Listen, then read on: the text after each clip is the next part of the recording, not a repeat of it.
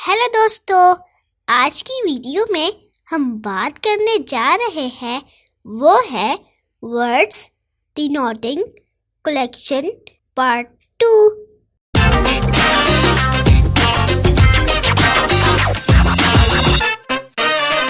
आज की वीडियो का पहला नाउन है कांस्टेबल। कांस्टेबल कहते हैं पुलिस वाले को। कांस्टेबल्स के ग्रुप को फौजी कहते हैं। फौजी का मतलब होता है दस्ता, तो इसको बोलेंगे अ फौजी ऑफ कांस्टेबल्स, यानी सिपाहियों का एक दस्ता। अगला नाउन है इवेंट। इवेंट वाक़यों को बोलते हैं। इवेंट्स के ग्रुप को सीरीज कहा जाता है। सीरीज मतलब सिलसिला। इसको कहेंगे अ सीरीज ऑफ इवेंट्स, यानी वाक़यात का एक सिलसिला। ऐसी फौज जो घोड़ों पर सवार हो उसको इंग्लिश में कैवलरी कहते हैं। कैवलरी के ग्रुप को स्क्वाड्रन कहा जाता है। स्क्वाड्रन कहते हैं दस्ते को। इसको बोलेंगे अ स्क्वाड्रन ऑफ कैवलरी, यानी घोड़सवार फौज का एक दस्ता। हमारा अगला नाउन है ऑफिशियल। ऑफिशियल कहते हैं दफ्तर में काम करने वाले को। ऑफिशियल्स के ग्रुप को स्टाफ कहते हैं। स्टाफ यानी अमला। इसको बोलेंगे अ स्टाफ ऑफ ऑफिशियल्स, यानी दफ्तरी अमला। ताजिर को इंग्लिश में मर्चेंट कहते हैं। मर्चेंट्स के ग्रुप को सिंडिकेट कहा जाता है। सिंडिकेट मतलब मजलिस। इसको बोलेंगे अ सिंडिकेट ऑफ मर्चेंट्स, यानी ताजिरों की मजलिस। अगला नाउन है सैवेज। सैवेज मतलब जंगली। सैवेजेस के ग्रुप को हॉट कहते हैं। हॉट मतलब ग्रोह, तो ये हुआ अ हॉर्ड ऑफ सैवेजेस, यानी जंगलियों का एक ग्रोह। हमारा नेक्स्ट वर्ड है मजिस्ट्रेट। हाकिम अदालत को मजिस्ट्रेट कहा जाता है। मजिस्ट्रेट्स के ग्रुप को बेंच बोलते हैं, तो इसको बोलेंगे अ बेंच ऑफ मजिस्ट्रेट्स। जिस तरह हाकिम अदालत को मजिस्ट्रेट कहते हैं, इसी तरह अदालत में काम करने वाले को ज्यूरीमैन कहा जाता है। ज्यूरीमैन के ग्रुप को पैनल कहा जाता है। इसको बोलेंगे अ पैनल ऑफ ज्यूरीमैन। इस बात का किसी को नहीं पता कि किसी लॉ कोर्ट में केसेस के फैसले करने वाले को जज कहते हैं। जज के ग्रुप को जूरी कहा जाता है। किसी काम में माहिर लोगों को एक्सपर्ट्स कहा जाता है, और एक्सपर्ट्स के ग्रुप को भी जूरी कहते हैं, यानी जूरी का कलेक्टिव नाउन जज के लिए भी यूज होता है और एक्सपर्ट्स के लिए भी। अ जूरी ऑफ जज, अ जूरी ऑफ एक्सपर्ट्स। आज के दौर में एक्टर्स को कौन नहीं जानता। एक्टर्स के ग्रुप के लिए जो कलेक्टिव नाउन यूज होता है उसे कंपनी कहते हैं। एक्टर्स के ग्रुप के लिए ट्यूब भी यूज हो सकता है। A company of actors, a tube of actors. हमारा अगला वर्ड है पीपल। लोगों को इंग्लिश में पीपल कहते हैं। पीपल के ग्रुप के लिए हम कोई कलेक्टिव नाउन्स यूज कर सकते हैं। वैसे पीपल के ग्रुप के लिए सिचुएशन के हिसाब से ये सब वर्ड्स यूज होते हैं। Click, mob, assembly, colony, crowd, gathering, throng और पार्टी। इसको हम इस तरह बोलेंगे: a clique of people, a mob of people, an assembly of people, a colony of people, a crowd of people, a gathering of people, a throng of people, a party of people। फौजियों को English में troops कहते हैं और troops के group के लिए हम यूज करते हैं डिवीजन। तो इसको कहेंगे अ डिवीजन ऑफ ट्रूप्स। फौजियों को इंग्लिश में सोल्जर्स भी कहते हैं। सोल्जर्स के ग्रुप के लिए हम काफी सारे कलेक्टिव नाउन्स यूज कर सकते हैं, जैसे आर्मी, स्क्वाड, डिटैचमेंट, रेजिमेंट और मस्टर एक्सेट्रा एक्सेट्रा। इनको हम इस तरह कहते हैं: an army of soldiers, a detachment of soldiers, a squad of soldiers, a regiment of soldiers, a muster of soldiers। अब हम मूव करते हैं अपने नेक्स्ट पॉइंट की तरफ। पिछले पॉइंट में आपने देखा कि सोल्जर्स के ग्रुप के लिए हम मस्टर का वर्ड यूज कर सकते हैं। मस्टर का कलेक्टिव नाउन सिर्फ सोल्जर्स के लिए ही यूज नहीं हुआ करता। मस्टर को हम पीकॉक के लिए भी यूज कर सकते हैं। पीकॉक यानी मोर के ग्रुप को मस्टर कहते हैं। इसको इस तरह बोलेंगे: अ मस्टर ऑफ पीकॉक। आपने अंगूर तो जरूर खाए होंगे। अंगूरों को इंग्लिश में ग्रेप्स कहते हैं।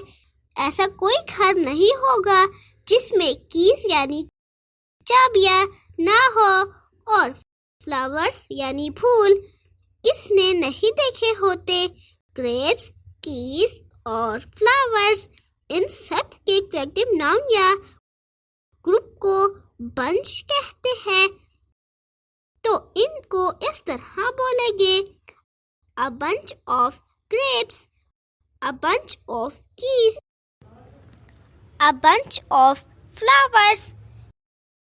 वैसे फ्लावर्स के ग्रुप के लिए नोस्के का वर्ड भी यूज किया जाता है, तो हम कहेंगे a nosque of flowers। सूखी हुई घास को इंग्लिश में हे कहते हैं और लकड़ी के बारीक टुकड़े को इंग्लिश में स्टिक कहते हैं। हे और स्टिक दोनों के कलेक्टिव नाउन या ग्रुप के लिए बंडल का वर्ड यूज किया जाता है। A bundle of hay, a bundle of sticks. वैसे स्टिक के ग्रुप के लिए हम फैगट का वर्ड भी यूज कर सकते हैं। A faggot of sticks। पहाड़ों को इंग्लिश में माउंटेन्स या हिल्स कहते हैं और माउंटेन्स के ग्रुप या कलेक्टिव नाउन के लिए चेन और रेंज का वर्ड यूज किया जाता है।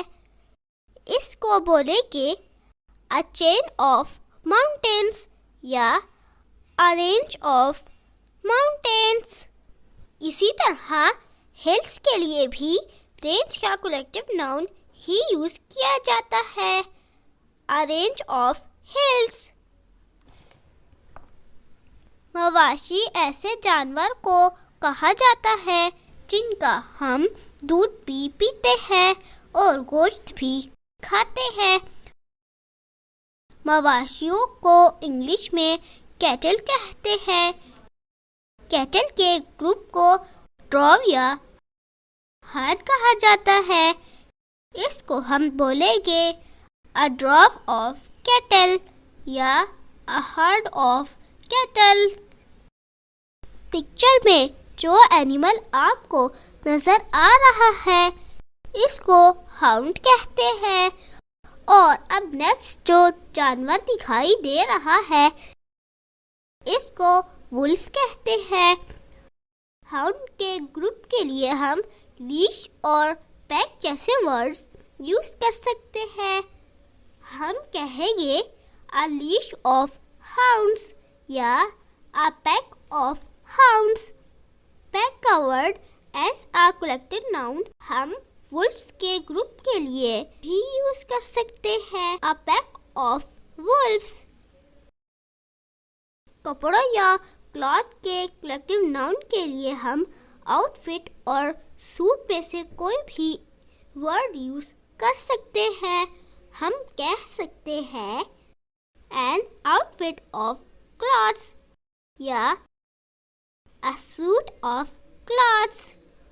आपको ये सुनकर थोड़ा अजीब तो लगेगा कि सूट का कलेक्टिव नाउन जो हमने क्लॉथ्स के लिए यूज किया था वही कलेक्टिव नाउन हॉर्सेस के ग्रुप के लिए भी यूज होता है।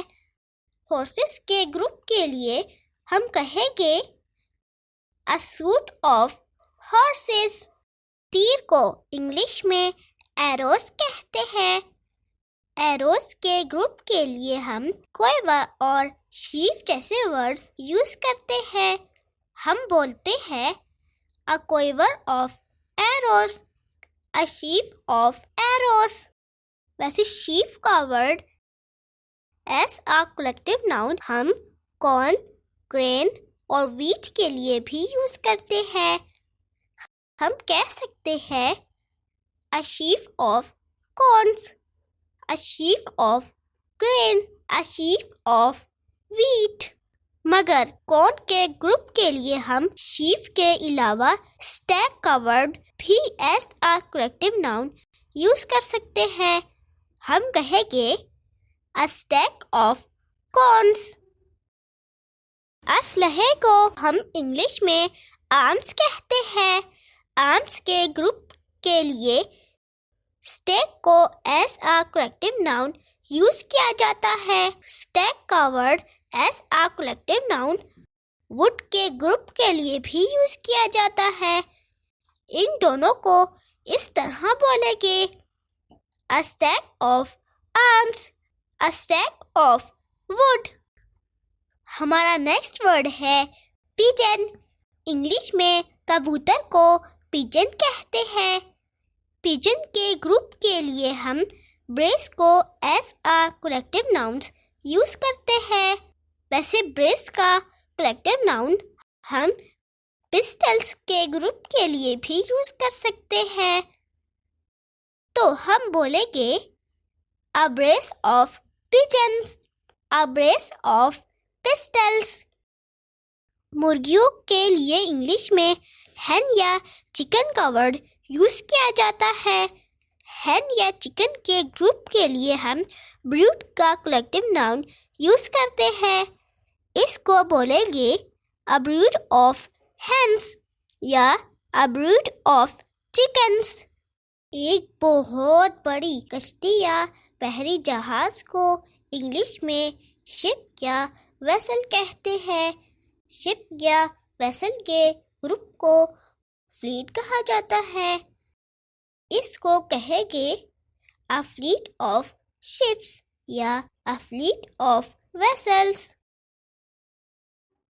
सीढ़ियों को इंग्लिश में स्टेयर्स कहते हैं और परिंदों को इंग्लिश में बर्ड्स कहते हैं। स्टेयर्स और बर्ड्स दोनों के ग्रुप के लिए same collective noun flight use होता है। इसको कहेंगे a flight of stairs or a flight of birds. हंस को इंग्लिश में गूस कहते हैं और गूस का प्लूरल होता है गीस। भेड़ को इंग्लिश में शीप कहते हैं और इसका प्लूरल भी शीप ही होता है। गूस और शीप दोनों के ग्रुप्स के लिए फ्लॉक का वर्ड यूज किया जाता है, तो इसको कहेंगे a flock of geese and a flock of sheep. मजदूरों को इंग्लिश में लेबरर्स कहते हैं, डाकुओं को रॉबर्स कहते हैं और चोरों को थीव्स कहा जाता है। मगर लेबर्स, रॉबर्स और थीव्स तीनों के ग्रुप्स को गैंग कहा जाता है, तो इसको हम बोलेंगे a gang of labourers, a gang of robbers, a gang of thieves. सोने को इंग्लिश में गोल्ड कहा जाता है और पैसे को मनी कहते हैं। गोल्ड और मनी दोनों के ग्रुप्स के लिए हम होर्ड का वर्ड यूज करते हैं, a hoard of gold and a hoard of money. खिलाड़ियों को इंग्लिश में प्लेयर्स कहा जाता है और प्लेयर्स के ग्रुप को टीम कहते हैं। हम कहेंगे अ टीम ऑफ प्लेयर्स। हमारा लास्ट वर्ड है आइलैंड। आइलैंड इंग्लिश में जजीरे को कहते हैं। बहुत सारे आइलैंड के ग्रुप को ग्रुप ही कहते हैं, यानी ग्रुप ऑफ आइलैंड्स। गाइस, आज के लिए बस इतना ही। अगर वीडियो पसंद आई हो तो इसको लाइक कर दे और चैनल को सब्सक्राइब कर दे और अपने फ्रेंड्स के साथ शेयर करना मत भूलना। मिलता हूँ नेक्स्ट वीडियो में। बाय।